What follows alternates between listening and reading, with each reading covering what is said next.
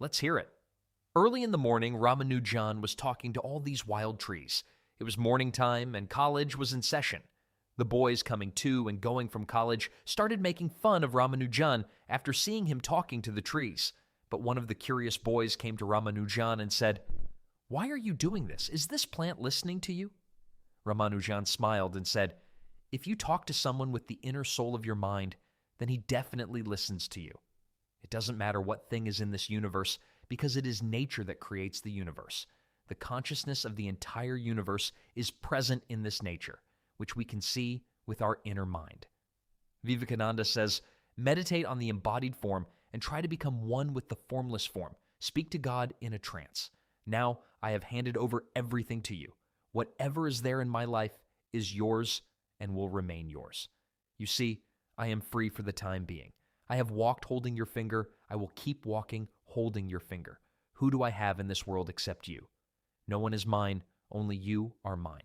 I am going to sleep peacefully in your lap. Oh God, oh Lord. Now every subject is dead. Think of the good views that you like. If you like the sea, look at the sea. Look at nature. If you like mountains, look at the mountains. Get lost in those views. How did you like the video? Do comment. Do write Vivekananda G in the comment.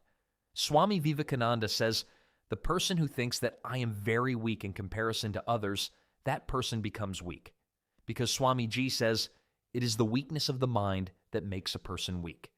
Our mind has a tendency to become what we think. That is why it is said that if the mind is defeated, then defeat is there. And if the mind is victorious, then victory is there. If a person says to his mind that he is more powerful than others, then he becomes more powerful than others. Because in this world, the whole game is about the thoughts of the mind. By adopting bad thoughts in his mind, a person becomes weak, but with just one good thought, he becomes strong. That is why Vivekananda says, you have to fight with yourself. You have to control that feeling inside you and not look for peace in the outside world. All these are present inside your mind. That is why I say that all the powers of the universe are hidden inside you. And we put our hands on our eyes and say that there is so much darkness in this world. But in this video, we will know what is the power of mind. And in this video, we will also know about the power of mind of Srinivas Ramanujan, how he became such a great master of mathematics, how he used his mind. So watch the video till the end. Swami Vivekananda says, the power of mind is such a power that by knowing it, we can achieve success in any field. Swamiji writes in his book Karma Yoga that the thoughts of the mind have such power that a throne can be made by cutting the chest of the mountains. If you are not believing Vivekananda's words, then I will give you a true example. You must know about Dashrath Manji, who was a resident of Gailor, a village in Gaya district of Bihar. He cut the entire mountain with just a chisel and hammer and made a path through the mountain. If you people come to Bihar, then definitely go to see this path once, because then you will know how much power is there in the power of mind. Swami Vivekananda says there are two types of mind, conscious mind and subconscious mind. According to Swami Ji, the conscious mind is the mind with which we think consciously, while the subconscious mind is the mind in which we think unconsciously. Consciousness controls the thoughts and actions of our mind, but the subconscious mind has a great impact on our life. When we think positive thoughts with our conscious mind, the subconscious mind absorbs that thought. Then the subconscious mind starts turning those thoughts into reality.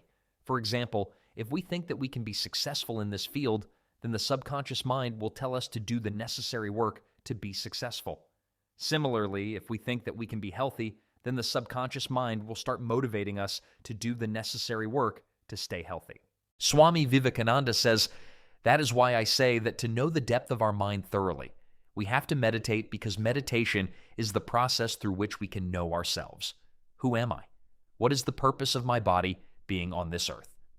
One thing has to be kept in mind. Before meditating, it will be good if you do it under the guidance of a well-informed person who knows how to meditate, because this is very necessary to understand the state of meditation deeply. Swami Vivekananda says, a person who is disappointed with his life has to search himself from within, has to take a journey. He has to find that part which is still alive, enthusiastic, energetic inside you like before.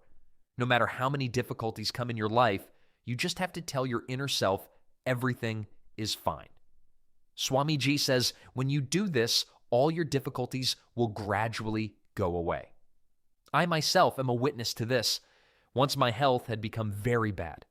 My disciple was worried about what will happen to Swami Ji now, but I got relief from that painful pain through that cosmic power of my mind. Anyone can do this because this power is present in everyone's inner mind. The person who has given up in today's time is completely disappointed, has completely lost hope. He will have to tell his mind that you will see, I will live happily whatever happens. I will see, I am not affected by this world.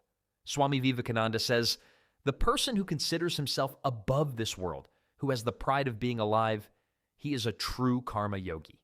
All those powers are present inside you, which are screaming at you that, hey, leave it, brother. We will see whatever happens. Don't worry. There is still a lot of work to be done. We will take care of everything. But Vivekananda says, you people have lost that inner voice somewhere inside you. The voice of that inner mind is not able to reach you. Sometimes that mind awakens and comes out of you for a few moments, and for a few moments you become happy, feel joyful, and then get lost in goodness.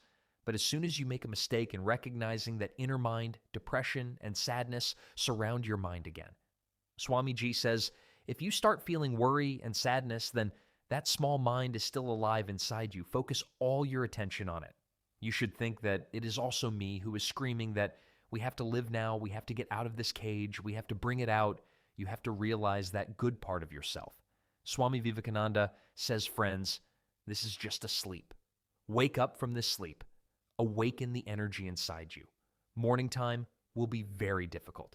You will say, why should I get up? Why should I wake up? What is there in this life? Everything is bad. In this life, you are not getting any material happiness. So what is the use of living such a life? Darkness is visible everywhere, but you should not do this. Before doing this, you have to listen to that small inner voice which is always telling you that I will not let you break down.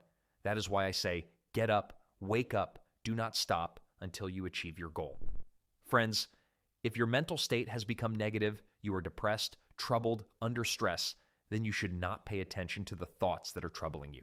To avoid this, keep doing any work of your choice. Do not give any time to this bad mind to think.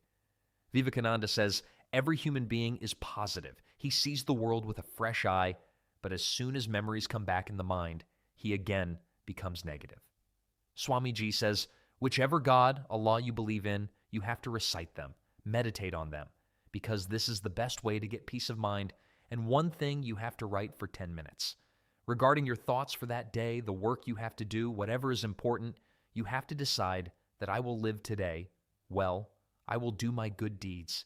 You have to thank God for 2 minutes for the convenience of your life and for the goodness. Swami Ji says that you have to love nature because nature is the form of God. You have to look at nature with a peaceful mind and tell it that why is it giving so much pain to this child of yours? Show me some way. I will explain with an example. Once Sri Ramanujan was called to England by a great mathematician, Mr. Hardy, and Ramanujan went to meet Mr. Hardy, stayed there for a few days. There was a small jungle-like place next to the college where he was living.